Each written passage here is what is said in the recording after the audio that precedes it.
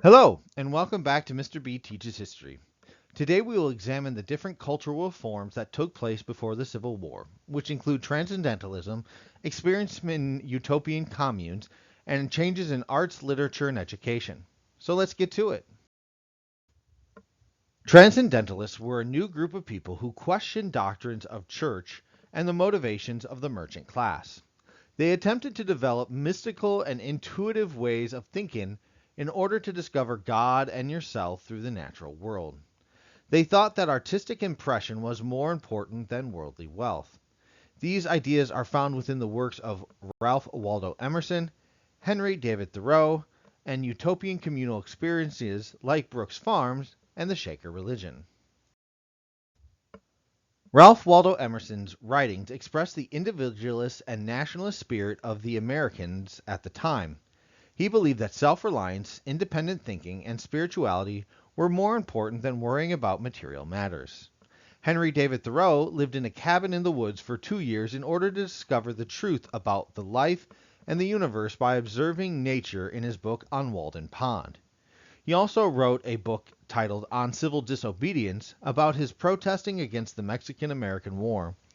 In his book, he advocated for nonviolent protests, including disobeying unjust laws and accepting the penalty for them to show the injustice of the law.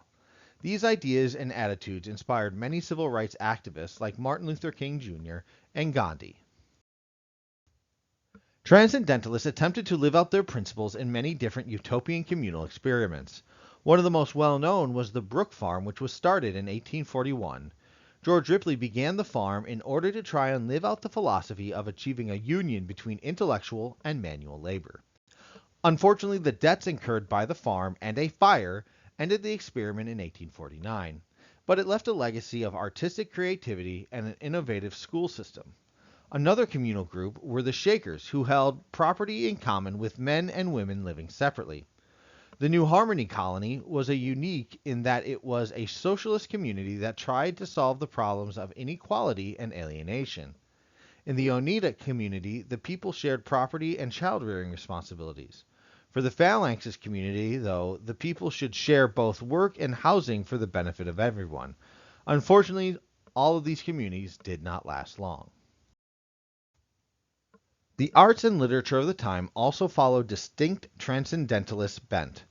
Artists would often paint everyday life of ordinary people, and the Hudson River School painted natural landscapes due to their fascination of the natural world. Architecture attempted to adopt the styles of the classical Greeks to glorify the ancient democratic spirit being in line with the United States. In literature, authors attempted to create distinctly American stories from American authors in American settings. These stories questioned intolerance and conformity, which reflected the theological and cultural context of the era. Springing out of the ideas of rationalism, and so all people can think rationally about the world and nature, many started to support tax-supported schools for all children.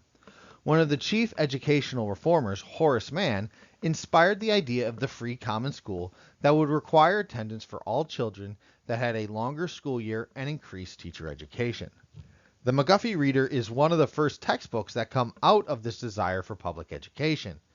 Its teachings included many subjects taught in schools, including moral education and extolling the virtues of hard work, punctuality, and sobriety.